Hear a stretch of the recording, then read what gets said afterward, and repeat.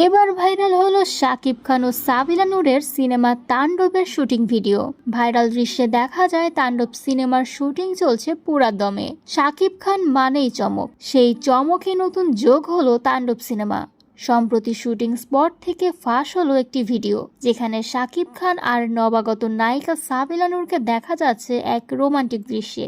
প্রথমবারের মতো একসঙ্গে জুটি বেঁধেছেন শাকিব খান ও সাবিলা নূর, আর প্রথম দেখাতেই তাদের রসায়ন নজর কেড়েছে দর্শকদের।